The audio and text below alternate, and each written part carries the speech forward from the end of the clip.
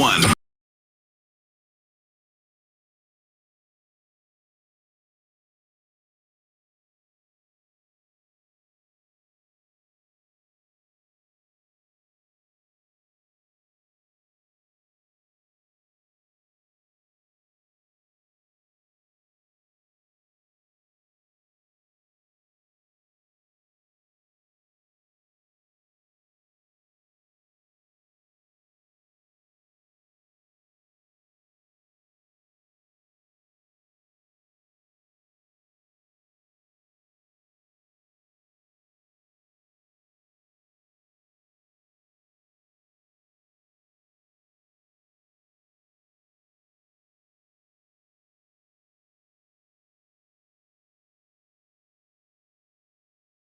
A lot of me in my earphones, so excuse me for those of you who are out there. All right, so I'm glad to be with you guys today. I have a great show. I have someone in the studio that we're going to bring in just a second. If you're watching via social media, you already know who that guy is. I want you to like, tag, and share this conversation with those who are around you. Today, we're going to have a really, I think, an important and a poignant conversation. We're probably going to talk about everything from elephants to unicorns. So get ready for this conversation. But before we get started, I want to say happy birthday to some very special people who are out there. First of all, I want to give a happy belated birthday to my dear Aunt Elaine Cook. She is currently in Phoenix, Arizona. Or should I say Mesa probably today. Laying to rest her eldest brother, my Uncle John Bowen. But yesterday was her birthday, and they will be doing, if she doesn't already know, you're having a birthday party today. Happy birthday. All of the family members are there, and you have been such an inspiration in my life. One of those individuals. I always say that I have one mom, but then I have like 4 additional moms because all of my aunts thought they were my mother as well. Add my grandmother to the mix, and you've got a power team that is really rooting you on for success. But happy birthday, Aunt Elaine. We certainly thank you. All of your kids, all of your successes, your sacrifices. I remember growing up as a young man, seeing you go to school, work 3 jobs. When you were divorced, when your husband left you, and you found yourself with 6 kids. The youngest of those kids happened to be a set of twins, which were 1 year old, stair stepping. And I saw you work 3 jobs and also put yourself to school because you said your kids were not going to graduate from college before you did.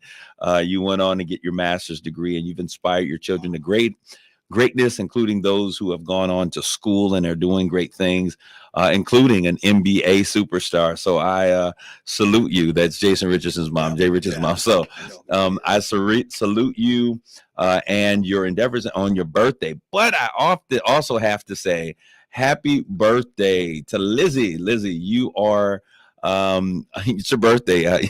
Your dad didn't want to give how old you are. Shout out to Doug Burr, who's out there, because I guess at this point, as he gives his daughter's ages away, it pushes him over the hurdles of life. But I certainly want to say happy birthday to you. You're no longer Lizzie Bird. You're married now. I don't know what your married name is, but hey, congratulations to you as well. And then last but certainly not least, my dear Brittany Jenwright, happy birthday to you. 40 years old. It is amazing how fast time has flown. But you are an amazing young woman, an amazing daughter, and mother, wife. You've been able to do it all, and I'm so proud of you. Congratulations on your birthday. Today is the day, and I salute you. And everything that you've been able to accomplish in your life. So happy birthday, happy birthday, happy birthday to everybody that is out there. I'm so excited. All right, now, hey, we are here, and you see the guy in the stream on today. Yes, that is the man, the myth, the legend. Jimmy, I think you're going to get a clothing deduction or something, because every time I see you, you are Saginaw Spirit down head to toe. I brand. He said you brand. How are you doing, Jimmy? Welcome once again. I can't say welcome to, but once again, welcome to Straight Talk. Appreciate it. Love it. Absolutely. All right. So we've been, he and I have been kind of planning on this conversation that we're going to have today. For a while. Yeah, for a while. and we're gonna start off nice for the people that are out there, and we will kind of evolve into the conversation that we're gonna have. Sure. For those of you who are listening, hey, what are they gonna be talking about today? Today we're gonna get into a conversation on politics. We're going to talk politics, that nasty word that everyone loves, that brings and unites people together, that brings family and friends, and helps us to come together and be. I'm joking. That's a joke. It has been a. What do you say? I know. You know. I'm sure you do know, because there is. I think what makes the conversation that we're going to have with you today, Jimmy, so important is your evolution. The realization of some things in terms of where you were politically, and you having to make some bold decisions. And these are all the things that I wish that people would do as they navigate how they feel on topics, positions, who they're voting for, all of the things above. All right. But before we do that, let's talk about this new school. Hello to Sharice Steele Phillips, Jeffrey Bulls. You all are the first two that I'm seeing in the social media stream. Okay, so Jim, let's talk a little bit about the new school, because both of us have had a lot to say. Absolutely. As it relates to this new Saginaw United High School. Let's just begin there. So when let's talk about the process of the new school. That means that we were consolidating two schools. Right. I think that they tried to be as creative as possible in terms of how to create what was necessary, and still give residents some of the things that they wanted, was to see the historical markers of Arthur Hill and Saginaw High, and to some degree stay intact as representatives of a historical past. What are your thoughts about the process of how we got here? Well, I mean, it's not new. That's the whole thing. I mean, and it's not even new for this area. When you consider that very few people at Heritage High remember Eisenhower and MacArthur. Absolutely. I mean, so this is not new. I'm a Flint boy. I was going to say Flint. I'm a Flint boy. You can relate. You know, when I was in high school, we had 4 thriving high schools: Northern, Northwestern, Central, Southwestern. Now you have 1. So these aren't new things. I mean, this is essentially a process that's been followed. And quite frankly, because of the culture here in Saginaw, it was delayed probably for more years than it should have been. I mean, people can argue about that. But I would tend to agree. Well, but at the end of the day, nothing was going to change. I mean, the same dynamics that created the idea of consolidation never changed over the last 5, 6, 7 years when the conversation first began. I remember the superintendents who came in, Dawkins and Petros, and a lot of those people started having that conversation, and they fell by the wayside having those hard conversations. And now, I mean, they kind of look smarter than people gave them credit for. All right. I think what I love about us being able to have this conversation, and notice there's the disclaimer that comes on before and after my show that says that the opinions that are expressed here are those of Kareem Bowen and Straight Talk. And we're gonna own our opinions today. Absolutely. Jimmy, you and I have a tendency to say exactly what we think. I'm a little afraid, with this new high school, only because I've seen the vitriol out there, and I think you have young minds that are being shaped by all this. So everybody keeps talking about social media. Well, yeah, but I mean, think about those kids, those 1,100 kids walking into a brand new environment, a new culture where they can brand themselves. Unfortunately, they're taking in the attitudes of old school people who want to hold on to past, which doesn't give them an opportunity for a future. And I think that's the sad commentary. I don't know if those people are going to be right or wrong, to be frank with you. Absolutely. But I think we owe it to these kids to give them a chance to shape their own futures and not be curtailed and handcuffed by everybody else's past. That's what bothers me. What I was thinking about is this, Jimmy, and I want to throw this out there because you kind of tapped into it. There is, for many people who attended these schools, there is a sense of, and it was interesting because last week we were talking about with Cass and Gates, we were talking about mental health for Black men. There is a sense of loss. Yeah. A grieving process that has been in the works for decades, because even though people were fighting to keep those schools open, I think the handwriting was on the wall. So to see those schools closed, to see the markers of Saginaw High and the symbol of the lumberjack being moved, Many people are experiencing a sense of loss, which enters whenever we have loss, we enter into a state of grief. Mm-hmm. Is it possible that what we're seeing is that people are experiencing and expressing their grief, not looking at the birth of a new dawn for these young people? Yeah, and it is. It's grief is a process, right? Absolutely. So, I mean, there's no question about it, whether that's a life death or a school death or a job death for that matter. It is a process, which is why I don't insult. I know I've seen the people who are spilling that out there, and I just try to offer a counter to that. Speaking for young people, not necessarily insulting or disrespecting people and their traditions and their histories. I respect the heck out of that. But at the end of the day, nothing's going to change. Like, we're not going to repopulate those schools again.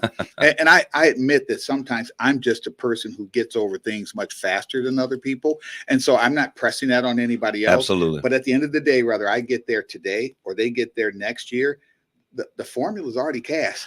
There's a lot of people that says, hey, Kareem, you didn't go to those schools. Jimmy, you didn't go to those schools. That's why it doesn't matter to you. But the reality of it is, you've been through it. Yes, I have. And the reality of it is that sometimes we have to take a step back because our hearts may be tied to something that financially no longer makes sense. Absolutely. And I think at the end of the day, if that same kind of passion is, again, because nothing's going to change. And I always say, and this is the great experiment, right? You don't get do-overs, you get do-betters. Yeah. So we're not going to get a do-over on that school. I do think the opportunity for those people who have that cultural handcuff to what used to be can still exploit that to a good. It doesn't necessarily have to be a bad. Maybe they can bleed some of that culture into this new environment without making it sound so negative. And that's really kind of my only point, is you can still have the passion, you can still have some sort of resistance, but you can use that in a positive way. Not the idea that somehow people are going to go, hey, you're right, let's just go back to the old way. Yeah. And I think when you look at some of the discourse out there, that's what it looks like. It looks like people are basically challenging people to go back to the old way, and that's not going to happen, or the old schools. But nothing has to be completely replaced, and I see what you're saying. So we can breed that culture, breed the culture of, hey, this is a legacy. We're going to build legacy in sports. Breed the culture of spirit, school spirit. I'm at Saginaw High. I remember the cry, "Sweet, sweet black and gold," every single game. Bringing those things and making those a part of this new school. Arthur Hill, Lumberjack, the rival that we had an experience between the two schools, we now use that and we target the other schools that are in the area that we'll be playing against. So creating that culture and that dynamic of legacy, instead of talking about what used to be, let's talk about what can be. And I never criticize, and let me point that out, I never criticize some of the criticism about how much money was spent or what they did to the old Arthur Hill, never did. I just simply, and again, I'm still going to advocate on the idea that we can have those arguments and progress those into positive things as adults. But let's not populate these young people's minds with that. That's my only piece of this. Yeah. Like, let's be careful about the words we use. And I said that, and I did post it, that when people talk negatively about this environment, they're not coming up with that in their own minds. They're reading Facebook. Like they're listening to your words. We're going to turn the corner because I want to go that direction, but I want to say something. Have you seen the picture of the two young men that were laying on the pavement? This is what I love, because there's a picture of two young students that are laying. At first I was like, oh, what is this going to be when I first saw the image? But then the caption was, we love our new school so much that we want to spend the night here. Yeah. And that is what I think was the one thing that I was hoping, that this would inspire our young kids to want to be in school, that it would inspire them to say, hey, they think great of us. Now we have to begin to think great of ourselves. And that's what the demand is to me, because forget the arguments about what used to be. You know where you put that passion? A better deliverable. So wherever we are in terms of STEM, wherever we are in terms of English, math, social studies, civics, all of that, set the bar higher. You got a new environment. That's what I challenge people on. So forget about going back. So demand more from the deliverables in the school. Okay. That's where I think it's fair. So this is the thing. You said you want fresh. We got all this. I want more for my kid. Absolutely. That's where I think the adults should be focused. So when we look at the things, most of the criticisms were around this concept or this idea. And we're getting ready to really step into a real conversation. Sure. And I think, I don't know if this is the politics of the school situation, but we're looking at the fact of basically what they're saying is this school is for students who are really going to be serious about their education and are going to have a real plan for moving forward to graduate. And what's wrong with that? Oh, I'm just saying. There you go. and I think parents should demand it. I think the community should demand it. I think business people should demand it, because from there comes our talent. And that's the talent we need to keep here in order to make Saginaw a thriving community. We need to educate them. We need to keep them, retain them, and encourage them along the way. So that's why I say, let's set the bar higher. Let's not expect the same results that we got out of Arthur Hill or out of Saginaw High and demand higher results out of Saginaw United. What's unfair about that? I challenge somebody to argue with me on that point. Well, the thing that I love about what I'm seeing, and we talk, and this is when it comes about the challenge and the demand for excellence from our educational system, is that we're seeing, and this was the thing I was saying to Dr. Roberts, we're seeing corporations that are becoming very invested in what happens with these schools by lending people talent and bringing opportunities and innovation to spaces that are important. We're seeing companies like Microsoft. This year, they have Microsoft in schools. Microsoft Teals in schools, helping to train and educate our kids in STEM. Saginaw STEM, Dante, and other individuals, the Dow Treasure Academy. We're seeing all of these great opportunities that are now coming, where the community and corporate America are now saying, hey, you have this new investment of school. Let's make sure that we make this a place that we're challenging our young people. What do you say that doing so disenfranchises a group of students who aren't ready for those experiences? Well, I will tell you, it's interesting to me, because when you talked about some of those two jewels that you talked about, the Dow Treasury, and then you talked about Saginaw STEM, those shouldn't be exceptions. Like to me, those should be the anomalies. Like if to me, in my world, Saginaw United is both of those. Absolutely. The reason that these other two groups and other groups like them spring up is because they are the exceptions. And that's kind of what I mean. I would love That's why they exist. Even in nonprofits, when I serve on a board like United Way, or I serve on a board like Underground Railroad, you know what my first goal is? Go out of business. And I would suggest the same thing for these exceptions, these groups that are out there, that if Saginaw United is outputting that kind of product, absolutely, there's no reason for the others. And that's the thing. So as you said, they are the exceptions. They exist because those spaces were not being filled. Absolutely. So if we can now produce a school that sees that as the norm, that's my point. Then there's no longer a need for these exceptional programs. STEM and say that's just our culture now. Yeah, that is not an after-school program. That maybe Dante is now part of that culture in there. Maybe you as absolutely a piece of that. That maybe that's a curriculum. Maybe that's a in-school thing and not an out-of-school thing. Absolutely, that's the kind of things I'm talking about. And so that's what excites me, because I see a lot of that happening. On opening day, there were community organizations that were there.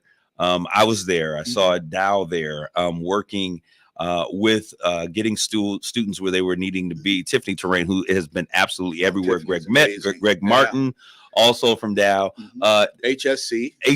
Yeah, everyone they're showing up. And so it's really exciting to be able to see those things take place. All right, so I want to transition a little bit, because you were talking a little bit about really getting into the politics and what this means for us moving forward. As we look, we're also going into a political climate. So something going into we're smack dab in the middle of it. Right? So a lot of what we've been hearing has been, fodder for politics and people positioning things for that purpose. What are you thinking, and where are you at right now, Jim, as it relates to what's just about 57 days ahead of us? Yeah.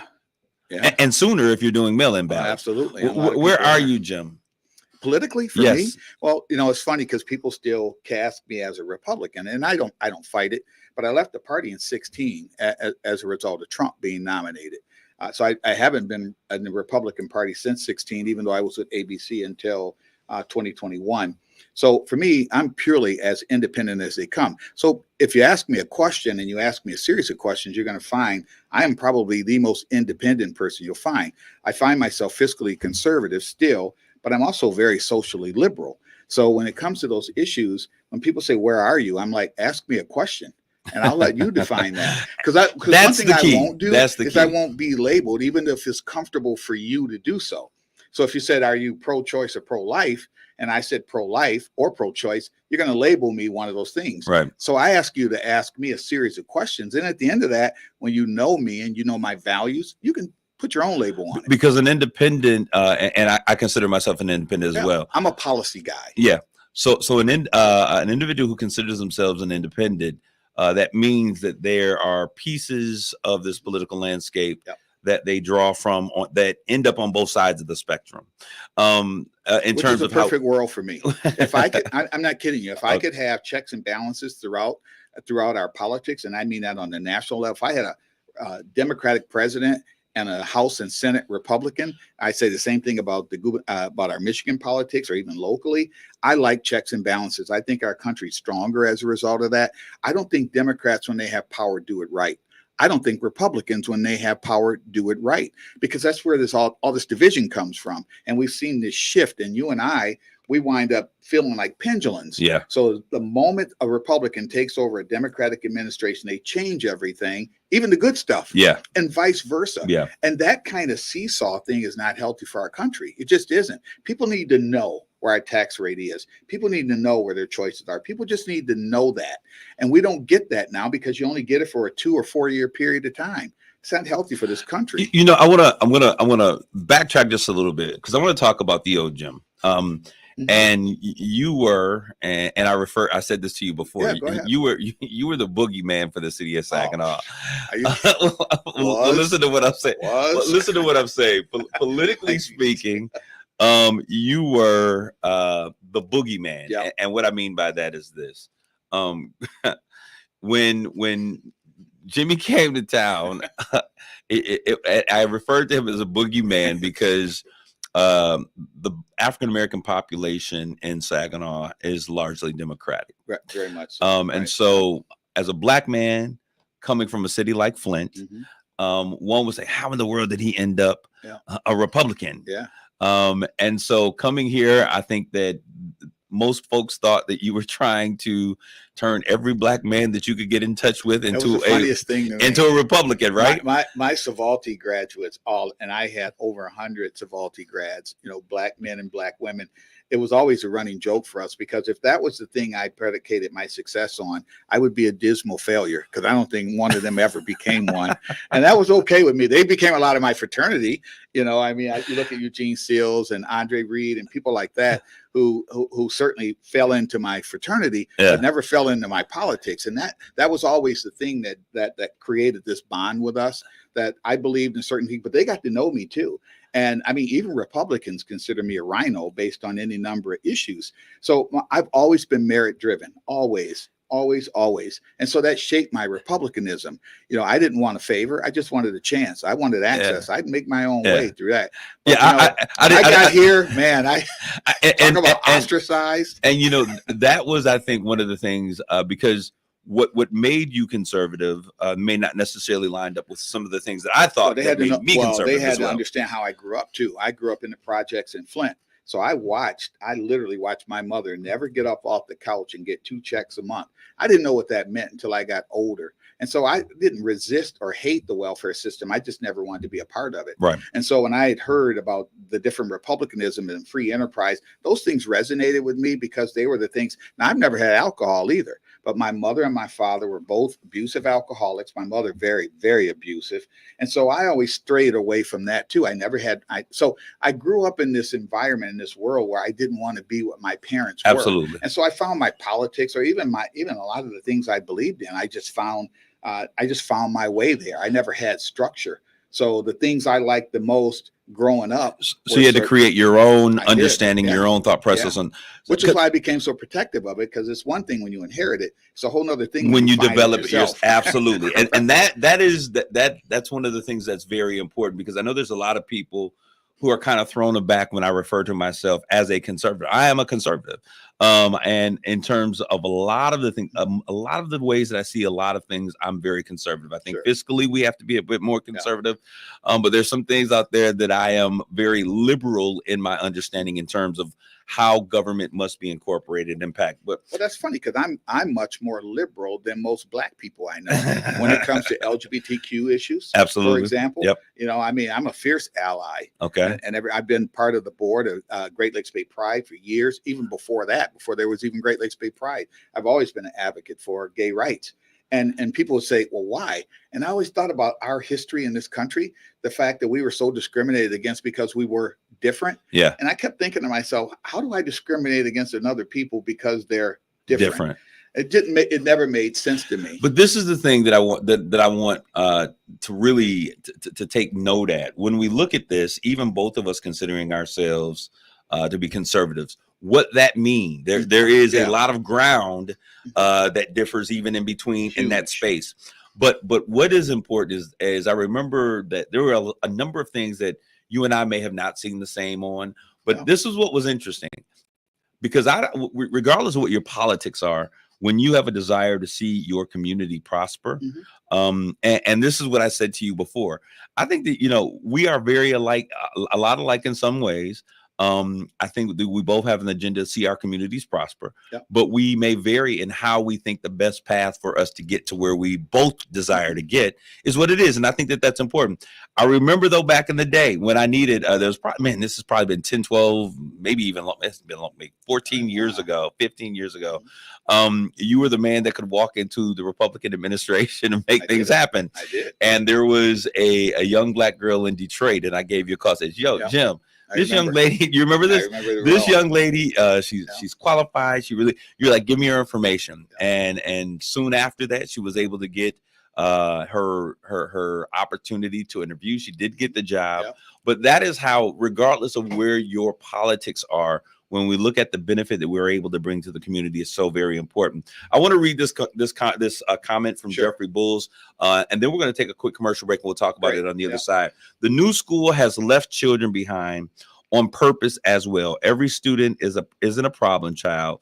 Some have learning disabilities. Some may have fallen behind, and to tout a success academy as an alternative solution is a disservice to our community. That building may as well be a juvenile facility. Powerful words, strong words. We're going to take a quick commercial break. If you're still out there, Mr. Bulls, we want you to stay. Don't go away. We'll be back with more Straight Talk in just a few minutes. You're listening to Straight Talk with Kareem Bowen on KISS 107.1.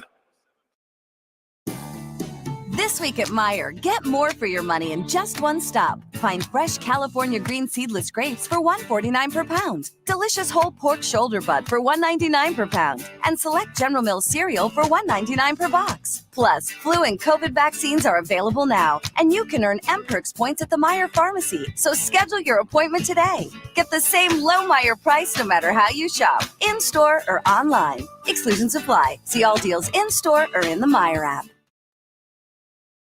Standing up for everyday Americans is at the very foundation of who Kamala Harris is. Raised in a middle-class home by a working mother who instilled in her a passion for justice and equality. That's why when Kamala Harris became district attorney, she stood up for our kids, keeping them safe by prosecuting sex offenders. She also pioneered a program to give nonviolent drug offenders a second chance. As president, Kamala Harris will continue the fight for everyday Americans. She's already lowered the cost of your health insurance and medications. Insulin is now capped at $35 for seniors. But there's more to do because mortgages, rents, groceries, and utility bills are still too high. Harris's plan to fix it? Build more homes to lower prices and make the wealthy and billionaires pay their fair share so we get a break. All her life, Kamala Harris has been standing up for us, and she doesn't plan to stop anytime soon. I'm Kamala Harris, candidate for president, and I approve this message. Paid for by Harris for president. There's never any FOMO with the iHeartRadio app. You won't ever have to miss out on your favorite shows and contests with this radio station again. Radio 24/7, 365. We're here when you want us. Stay connected and listen anywhere when you download the free iHeartRadio app. Thanks for calling Discover. This is Diego. Hi, Diego. It's Jennifer Coolidge. I just want to say your cashback match makes me feel so special. It really inspired me. That's great. Doubling the cashback you've earned at the end of your first year is what we do. Well, I'm doubling everything now. Double dating, double dipping, double feature, double header, double whammy. Basically double or nothing. You earn, we match. Discover Cashback Match. See terms at discover.com/creditcard. Hey, it's Steve Harvey, y'all. Here's what happened on the Steve Harvey Morning Show. These are ridiculous reasons they give for not voting. I don't have nothing to do with politics. Well, let me explain something to you. Politics sure got something to do with you. Because politics creates policy. And policy is what you have to live by. Here's another one. I didn't find out anything about who's running, so I'm not going to vote. Wait a minute. First of all, where have you been living? Watch the news. That's all everybody's talking about. Kiss 107.1, simply the best R&B. This is the KISS community page where you can find out about all of the great things that are going on in Saginaw, Bay City, and Midland. The Youth Advisory Council and Compass Center presents Free Fall Giveaway. It's happening on September the 7th from 1 to 4. Snacks also provided. Now, the Compass Center is located at 3440 South Washington Road. They will give away things such as shirts, pants, hats, undergarments, purses, socks, sweaters, coats, and more. For more information, you can dial 989-751-4704. Celebrating Grandparents' Day, September the 8th. Calling all grandparents to come out and bring your grandkids and enjoy a free ice cream cone with Buddy's Columbus Cones and Republic Services. Let's celebrate the day dedicated to you. It's happening at 801 Columbus Avenue in Bay City, Michigan. For more information, you may dial 989-778-1751. It happens from noon until 6. There's a parent and caregiver support group the fourth Saturday of the month from 2 to 3, in person at 804 South Hamilton Street in Saginaw, which includes conversation for parents and an activity and extra support for your loved one so that you can attend together. Their goal is to empower caregivers and parents, provide a safe space to share your concerns, assist with advocacy and resources. Community organizers, please submit your events at least 2 weeks in advance to kisswtlz.com. It's Straight Talk with Kareem Bowen on Kiss 107.1. All right, before the break, we gave a comment by Mr. Bulls, and I want to add, I think there's an additional piece here that we're also going to address. If we're having straight talk, he says, the reason that the district filtered who entered the school is because they wanted to artificially show academic numbers rising. That's stuff private schools do, not public schools. Public schools educate learners who may not be scholarly, those who may learn differently or at a different pace. You don't throw children away, many of whom those parents paid the millage that made it possible. And then we had a comment by Sharista Phillips, which, Ms. Phillips, I'm wondering what your comment is addressing exactly. You said, we as parents, believers, communities, leaders, advocates of group growth and success must show the naysayers that our children in that school, what is that school, will surpass any negative reviews with success and greatness in Jesus' name. If you could clarify, we want to make sure that we are adequately addressing what it is that you're talking about. All right, Jim, let's chop into this. First of all, I can't argue with anything Jeffrey said. Nothing at all. Absolutely. Although I will add an asterisk to that. Okay. Private schools lower some of their standards to achieve athletic success. Absolutely. Let me just make that clear. Oh, that's a whole nother conversation. That's a whole nother conversation. Right, because I ain't never seen so many black Catholics in my life, and I'm Catholic, but they always seem to wind up on somebody's football team or basketball team. But anyway, that's beside the point. But I can't argue with anything that Jeffrey's saying. And again, my whole point with Jeffrey and him and I are I mean, that's my little brother. Great friends. Absolutely. And we don't disagree. Let me make that clear. We don't disagree. I think where our stumbling block is, okay, so all right, now what? Yeah. And that is always, to me, the thing. So you can criticize with a comma and say, okay, so now what? And then you have to create some resolution, something that's measurable from there. Because I mean, I think his advocacy, passion, I mean, his criticisms are all the kind of things that should translate into some kind of benchmark. But I think that otherwise they're just there. I think you right? said the word. I think that he's able to look at systems that exist and he's able to provide a criticism. Yeah. Now, my criticism or my critique, because that's my brother. When you talk to him, I always say that's my brother. Yeah.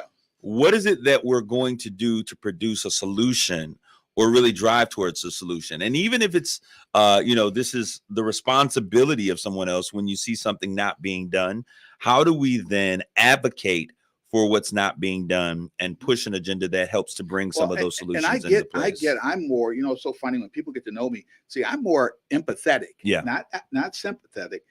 I'm more empathetic to the person he's talking about. Absolutely. I was that student. I never graduated from high school. Most people don't know that. Never did. I flunked the 10th grade and I was so embarrassed. I went back 1 year and I still had credits to make up. We didn't have success academies. We had summer school. And I just needed to get out of Flint. So I left Flint, slept on the floor of my fraternity brothers. They were my cousins at the time, then became my fraternity brothers. I went to Eastern Michigan so I could get out of Flint. I didn't pass my high school diploma. So I had to wind up taking the GED at Washtenaw Community College, which is how I got into Washtenaw Community College. So I get it. Trust me. I wasn't a bad student or a bad kid. I was disinterested. I was part of this alcoholic family. I skipped school because I didn't want to go to school. We didn't have clothes, my brothers and I. I mean, I was, and people in Flint know this. When I go back for Southside reunions, they're always amazed I'm here and that you guys see me this way because I was like the biggest thief in Flint. Well, I was, and I'm the kid that never got caught though. And so when I hear these things, I get it. I can relate to that. Being the kid that never got caught, because I see some of those situations. And we have to be empathetic to the fact that we got away, so to speak. Trust me, I am. That's why I'm always so quick to help those who got caught. Absolutely. You know what I mean? So that is education. And, we were talking, there is a young man that's going to be coming in and he gave me this book and I thought he was actually going to come in today.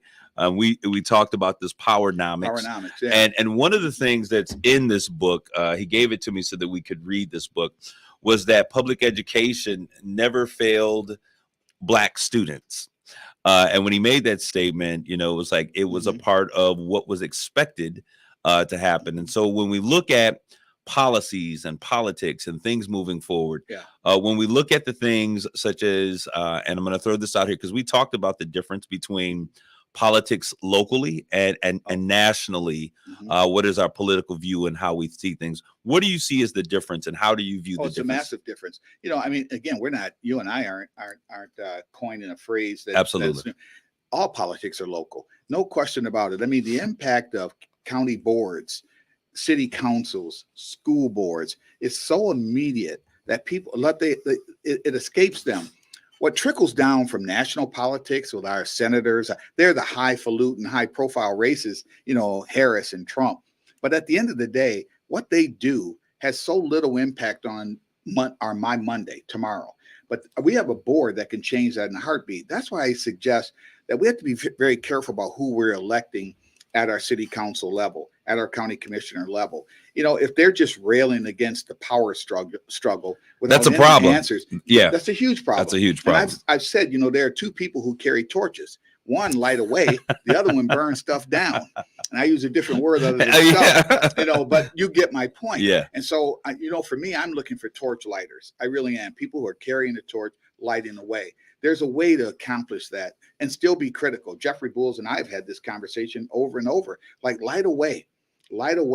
Don't just burn stuff down, light away. And I got people who now, I talked to a young man who's running for city council. His name is Charles Allen. And Charles and I have known each other forever. He called me up. We had the most incredible conversation over 40 minutes. Yeah. Changed my view of him. Yeah. And I think, and I said it in a positive way. Well, no. And I say that because I'll tell you, you just kind of noted the difference when I first started seeing him and some other individuals looking to be involved in politics. They weren't torch lighters. They were, let's burn this thing down. But I think that being involved in politics and seeing the issues up front have the ability to really change you if you allow it to. If you really pay attention to what matters and how things work. I believe that we need politicians involved in politics. Yeah, I agree. Because we have to understand how to operate and how to make things happen. And I don't even mind if you burn things down. Just tell me what you're building on top of it. There you go. That's my whole thing. Burn it down. But what's coming on top of the rubble? 2024. It's been coined the most important election of a lifetime. I thought think it is. Well, we're going to talk about that, and I want to talk about why it's been coined the most important election of a lifetime. When I look at things, I definitely tend to agree. Mm-hmm. I think that there is, and this will speak to why there was a changing of parties in 2016 for you, and the Trump effect because of that. Mm-hmm. But I look at the thing that is on the ballot for this year is democracy. I see that in many ways. Absolutely. And we'll talk about Project 2025 to some degree, but how do you phrase, what is your thought? And I say you're saying absolutely. What's the most important thing that we're looking at and going into this new election? To me, it's the rebirth of bipartisanship. For me, it's about a united country. And I know we have great divide in some respects, but there's an individual who reaps the fortunes off division, and that's Trump. I've said this repeatedly too, and Mitt Romney, I'm a coin a phrase from Mitt Romney, who said, I can live with bad policy. What I can't live with is bad character. And I think what's happening in 2024 is we're going to determine what type of country we are from a character standpoint. We can argue about politics, and that's what shaped our democracy. We've always argued about politics since the beginning of time, right? Yeah. But this is about character to me. And the idea that you can elect a person because it saves you 10% in your taxes is a huge problem for me. It really is. And I think, when I look at the Republican Party that I came in, you didn't see Mitt Romney, any Bushes, any McCains, any Ryans, any Boehners. You saw none of the old Republican guard. Look at Liz Cheney and her dad. Yeah, they're that's voting for crazy. Kamala Harris. Yeah. Yeah, they are. That's wild. They are the antithesis of conservatism. Absolutely. They're because Ronald Reagan's party. Because it's that important. Yeah. There is no Ronald Reagan party. Not anymore. That's the point. Yeah. There's a Donald Trump party and a party that used to be. I used to be in that party. Let me ask you this question real quick, Jimmy, because I think that this is an important thing to ask.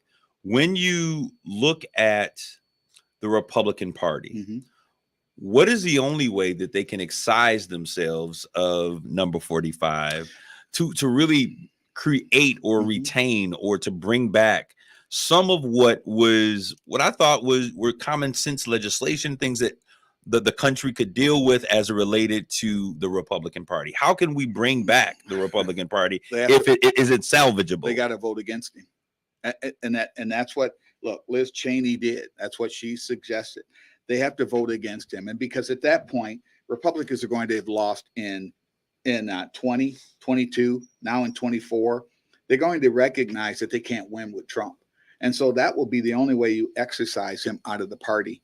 And then he just becomes, like Obama said, just a guy screaming, "Get off my lawn!" with the lawn, with the leaf blower. And that's the only way to do it. If he wins and J.D. Vance becomes vice president, what you have now is an elongated MAGA country. A legacy. And, yeah, you do. Yeah. And so the only way that happens is for Republicans to remember what Republicans were. There are no principles that the Republicans can vote on with Donald Trump as the head of the ticket that they can lay their heads down on the pillow and say that they are Reagan-esque, that they are part of the Bush or the Reagans or any of those Republicans. They can't do it. So essentially, they've sold their souls for a tax break. And that's just not good enough for the Republicans who brought in. And I caution with Democrats too. I say this all the time. Be careful about the people you demonize, because now when I look at Democrats, they love the Cheneys.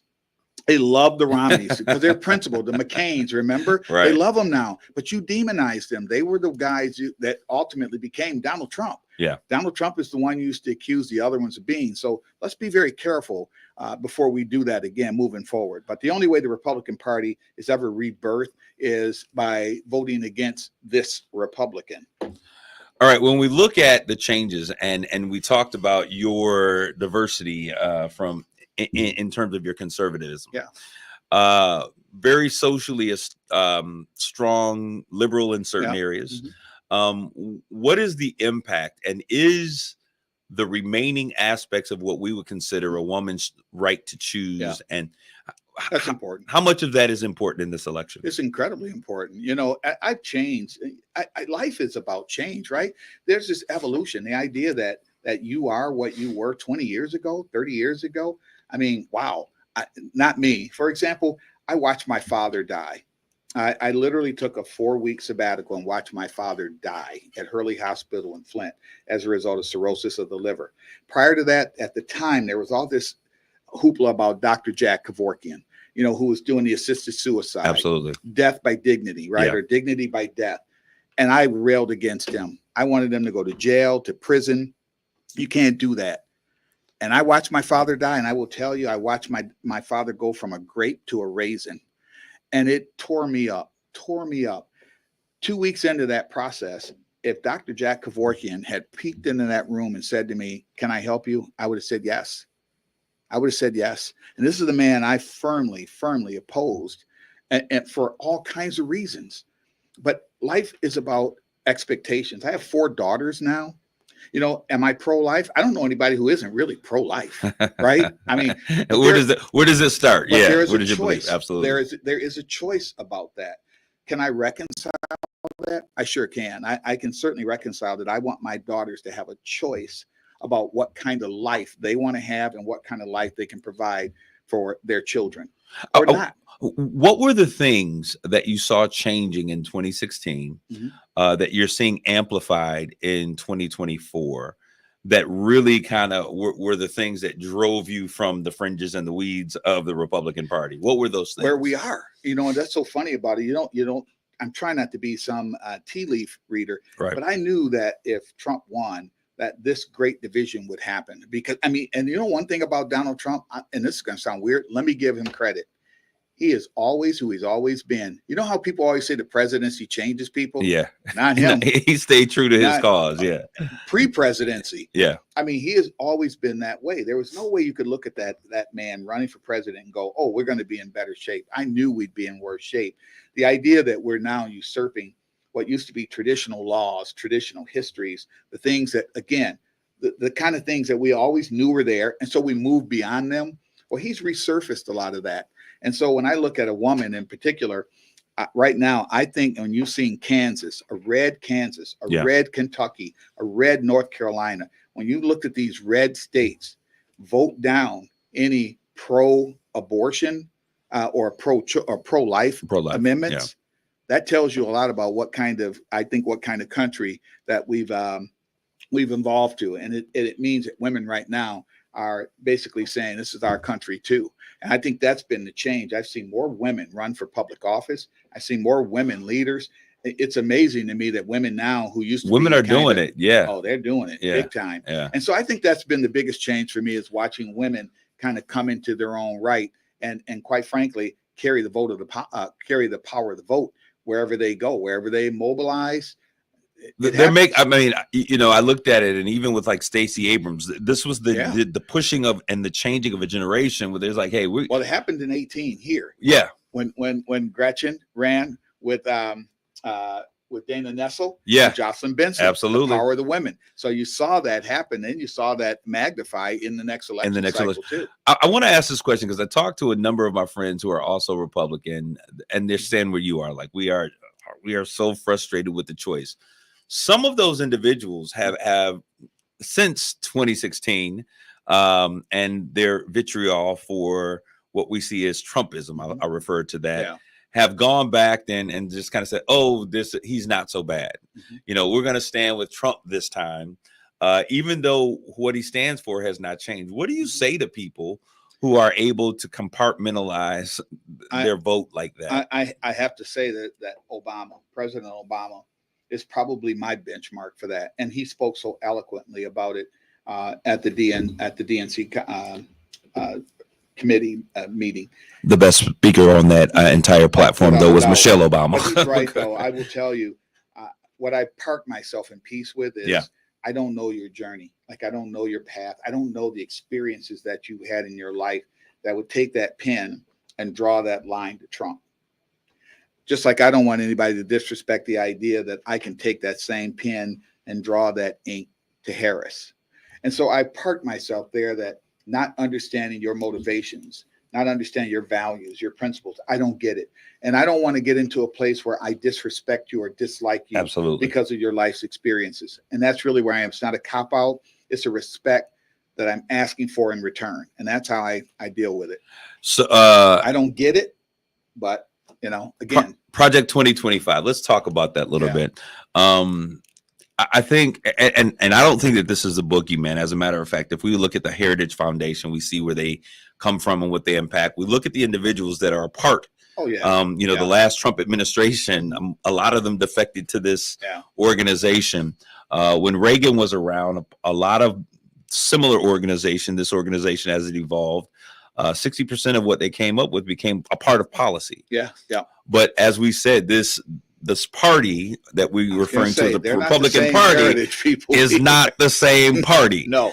When we look at these things, how much have you read or really just kind of educated yourself? Okay. All of it. Okay. I'm about at page 600. Let's talk about it. What are some of the things? It's dangerous in the sense that it usurps local control. Yes. Which again is so interesting to me, that Republicans are always states' rights people. They're always ceding to local control. Let's push the 2025 in a nutshell usurps that.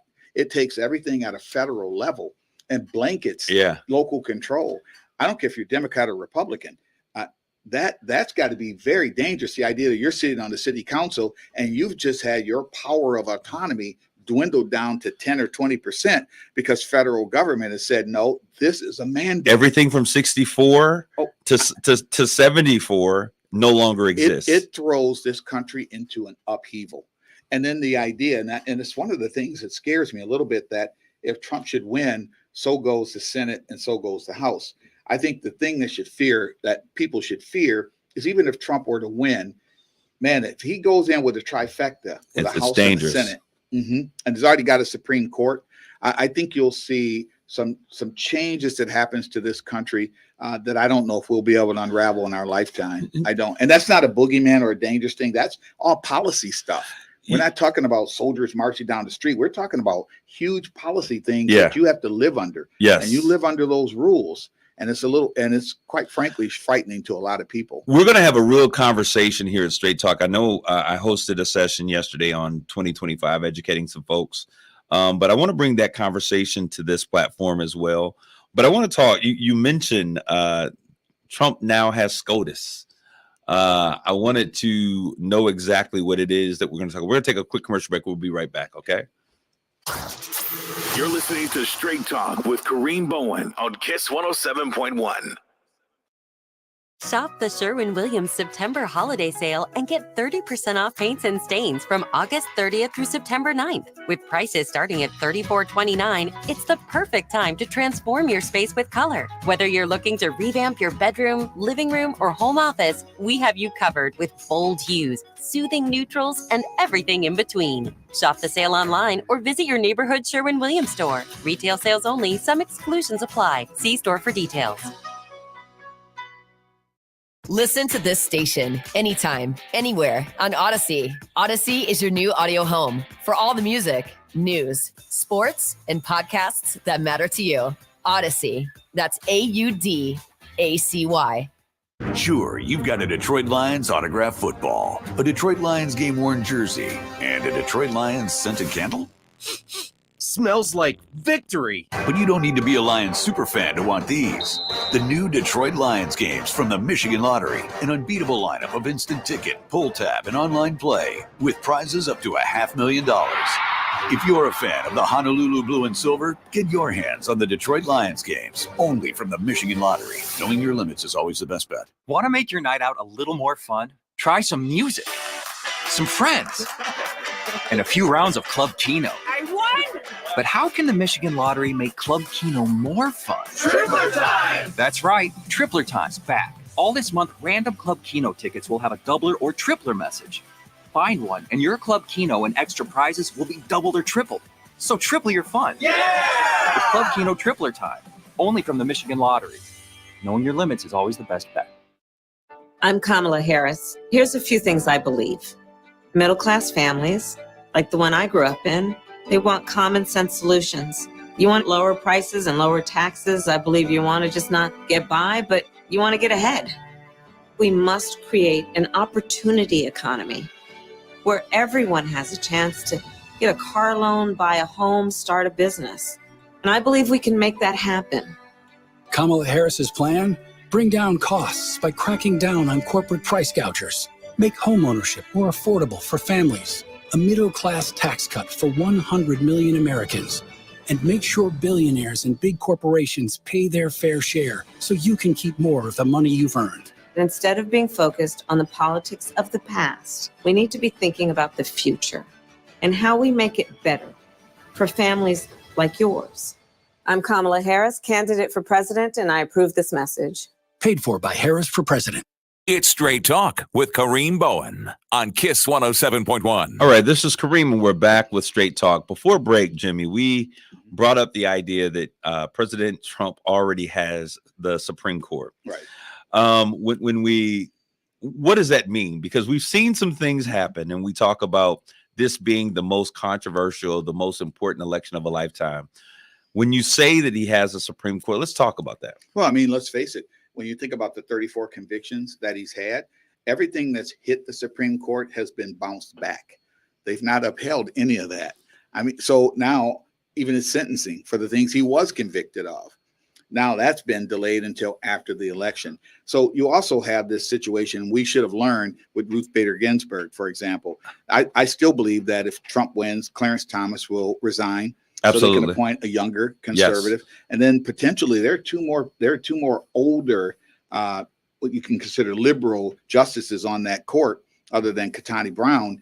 They could wind up, you could wind up with an 8-2 very easily. I mean, very easily. And so we're talking about really the establishing that balance that exists if you're a in terms Republican, of. You challenge everything at state, no matter what. There you go. And even so Democratic control here in Michigan, you just challenge it to the courts. All the way to the courts. Ultimately winds up in the Supreme Court. So as we talk about these things and we look at these things, there's so many things that we have to take into account for this next election cycle. Before Jimmy leaves, he represents, as you see him donning his Saginaw spirit, he represents the Saginaw spirit, as he said in his own words, that he is the face of the Saginaw spirit. But my opinions are my own. His opinions are his own, and we're not talking. We're actually going to pull away from politics just a little bit, and we're going to talk about the impact of the Memorial Cup. Yeah.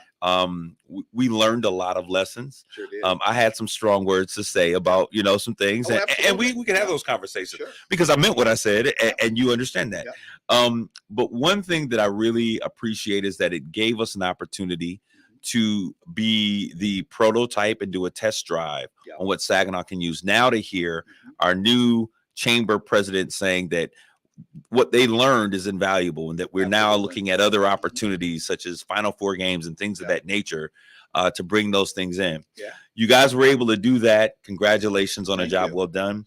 And you were able to make an impact in the community. We still got a lot of stuff. Let's talk about the community impact. Yeah, that's why I stayed. We got right now the medical diamond coming in, and this is again. Now it's funny because it does go back to politics to a certain extent. Yep. What the Memorial Cup really did was provide an opportunity for economic advancement for the city. Now, if anybody's going to argue against economic advancement for the city, they need not be elected. Okay. I mean, seriously, because there's a way. Now, that's something Jeffrey Bulls and I definitely agree on. Absolutely. Don't be so pro neighborhood that you become anti-development. Absolutely. You got to marry the two.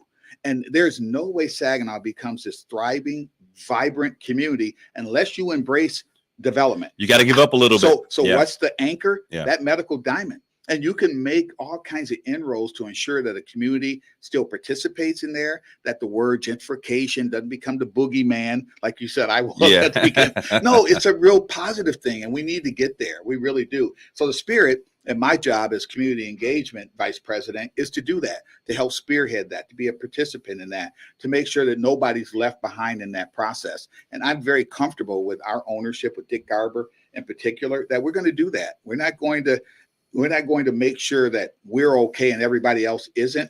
it's going to be blanketed across the city. So with that being said, the Saginaw Spirit, they saw the work, and you were really a part of what it is, bringing some of those mentees in that we were doing with help. Yeah. And you guys said, hey, I want to get involved. Craig Gosling saying, hey, how can we help? And I always think it's one thing to say, hey, we can give you some tickets. I know, and I got a check for you for $2,500 that I forgot to bring. I got to bring it to you though. Yeah, and that's what I want to say. Yep. So one of the things that you guys have done, and I want to share that with our community, as that a part of that investment, you guys have given us a check for $2,500 to continue the work that we're doing to choke out the pipeline of young people to the streets, so that we have ways to really empower them and protect them and take care of them. Well, I also came with another gift too, because we want to invite you. We're lifting the banner up on the 25th, and so I would invite help. Yes. And all the people that you're mentoring to participate in that process on the 25th. So we have tickets for you, and we can get together after this. But like we provided those tickets during the Memorial Cup, we want to make sure that you're there, that those kids are there in particular to see that banner raising, and tell them dress warm this time. Yeah. Like all of these LED lights and ain't no heat. Well, Jimmy, an hour goes by so fast. I'm so thankful for you we got to bring you in here again. The Democratic Party's over. The convention, the Republican convention is over. It's now doggy dog. I want to bring you.